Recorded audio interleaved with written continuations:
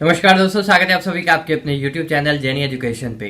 दोस्तों आज हम बात करेंगे क्लिंडाश्योर कैप्सूल के बारे में। क्लिंडाश्योर कैप्सूल के क्या उपयोग हैं, आखिर कौन कौन सी बीमारी में डॉक्टर इसको प्रिस्क्राइब कर सकता है, इसके क्या साइड इफ़ेक्ट हो सकते हैं और कौन कौन सी सावधानियां रखनी चाहिए इसका उपयोग करते टाइम, बॉडी में ये कैसे काम करती है, पूरी डिटेल से हम बात करने वाले हैं।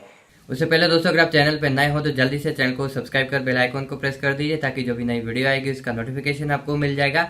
तो आइए जानते हैं इस ड्रग के क्या यूज़ है, आखिर कौन कौन सी बीमारी, डिजीज या डिसऑर्डर के ट्रीटमेंट में इस ड्रग को यूज़ किया जा रहा है या डॉक्टर इसको प्रिस्क्राइब करते हैं। तो दोस्तों बात करते हैं इस क्लिंडाश्योर कैप्सूल के उपयोग के बारे में।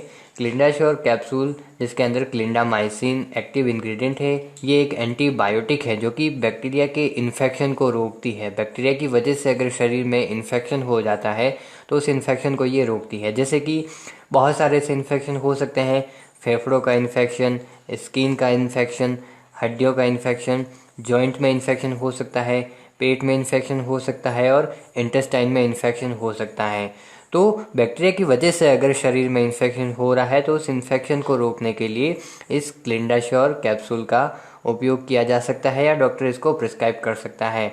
और इसका उपयोग सर्जरी के बाद भी किया जाता है अगर बैक्टीरिया का इन्फेक्शन हो जाता है तो हम बात करते हैं इसके उपयोग के बारे में। आखिर कौन कौन सी जो बैक्टीरिया की इन्फेक्शन है उसमें इस कैप्सूल का उपयोग किया जा रहा है। तो ये लोअर रेस्पिरेटरी ट्रैक्ट इन्फेक्शन के लिए यूज़ हो रहा है, यानी फेफड़ों के इन्फेक्शन में इस कैप्सूल को डॉक्टर प्रिस्क्राइब कर सकते हैं। जैसे कि न्यूमोनिया के ट्रीटमेंट में इसका उपयोग किया जाता है। न्यूमोनिया में क्या होता है कि फेफड़ों में जो है इन्फेक्शन हो जाता है, जो वायु कोश होते हैं, एयर सैक्स होते हैं, उनमें इन्फेक्शन हो जाता है। दूसरा, ब्रोंकाइटिस में भी इसका उपयोग किया जाता है, यानी फेफड़ों में स्वेलिंग होने लगती है, सूजन आ जाती है और इरिटेशन होने लगता है, तब उस इन्फेक्शन को रोकने के लिए। दूसरा, इसका उपयोग स्किन और सॉफ्ट टिश्यू के ट्रीटमेंट में किया जाता है, यानी स्किन और सॉफ्ट टिश्यू का अगर कोई इन्फेक्शन हो जाता है बैक्टीरिया की वजह से तो उसके ट्रीटमेंट में इस कैप्सूल का उपयोग किया जाता है। और इसके अलावा स्टमक एंड इंटेस्टिनल इन्फेक्शन, पेट में अगर इन्फेक्शन हो रहा है बैक्टीरिया की वजह से तो भी इस कैप्सूल का यूज़ किया जाता है, डॉक्टर इसको प्रिस्क्राइब कर सकते हैं। इसके अलावा वजाइनल इन्फेक्शन के ट्रीटमेंट में, वजाइनल इन्फेक्शन हो जाएगा बैक्टीरिया की वजह से, यानी बैक्टीरिया की ग्रोथ ज़्यादा हो जाएगी, तो वजाइनल इन्फेक्शन के ट्रीटमेंट में भी इस कैप्सूल का यूज़ किया जा सकता है। इसके अलावा बोन्स एंड जॉइंट इन्फेक्शन के ट्रीटमेंट में भी इस कैप्सूल का यूज़ किया जाता है। बोन्स का अगर कोई इन्फेक्शन हो गया है या जॉइंट में इन्फेक्शन हो गया है तो उसको रोकने के लिए भी इस कैप्सूल का यूज़ किया जाता है। इसके अलावा ये सर्जरी करने के बाद में, जब सर्जरी हो जाती है तो उसके बाद में बैक्टीरिया के इन्फेक्शन को रोकने के लिए, आगे कोई इन्फेक्शन ना हो, उस इन्फेक्शन को रोकने के लिए इस कैप्सूल का यूज़ किया जाता है। ऑल ओवर अगर हम बात करें तो ये जो कैप्सूल है ये बैक्टीरियल इन्फेक्शन के ट्रीटमेंट में यूज़ होता है। आइए जानते हैं इस ड्रग के बारे में और डिटेल से, इसके क्या कॉन्ट्राइंडिकेशन है, क्या वार्निंग है और इसके अंदर कौन कौन से इंग्रेडिएंट प्रेजेंट होते हैं। ये जो कैप्सूल है ये हार्ड जिलेटिन कैप्सूल है। Each hard gelatin capsule contains clindamycin hydrochloride as per Indian pharmacopoeia, जो कि क्लिंडामाइसिन के इक्विवेलेंट हैं। 300 mg प्रेजेंट होता है। कलर्स इसके अंदर जो यूज़ किए गए हैं, कार्मोइसिन, ब्रिलियंट ब्लू, FCF और titanium dioxide as per Indian pharmacopoeia, used in empty capsule shell, store in a cool and dry place. इसको कूल और ड्राई प्लेस पे रखना है, क्योंकि कोई बहुत सारी ऐसी ड्रग्स होती है जो मॉइस्चर की वजह से भी ख़राब हो जाती है और जो टेम्परेचर की वजह से भी ख़राब हो जाती है, तो इसको ऐसे टेम्परेचर पर रखना है जो कि कूल और ड्राई हो। Dose is as directed by the physician, जो फिजिशियन बताते हैं उनके अनुसार इसका यूज़ करना है। तो नॉर्मली जो अडल्ट डोज होती हैं वो होती है इवनिंग और मॉर्निंग, यानी आप एक दिन में इसको 2 बार यूज़ कर सकते हैं, सुबह और शाम को, आफ्टर मील, खाना खाने के बाद में।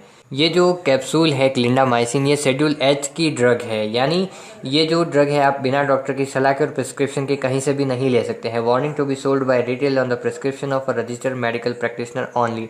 ये शेड्यूल एच की ड्रग है, यानी आप इसको बिना डॉक्टर की सलाह के और प्रिस्क्रिप्शन के कहीं से भी नहीं ले सकते हैं, और आपको ऐसा नहीं करना चाहिए। Keep out of reach of children, इसको बच्चों की पहुंच से दूर रखना है, चाहे वो कोई सी भी मेडिसिन हो। इसको मैन्युफैक्चर करती है मैक्लियोड्स फार्मास्यूटिकल लिमिटेड।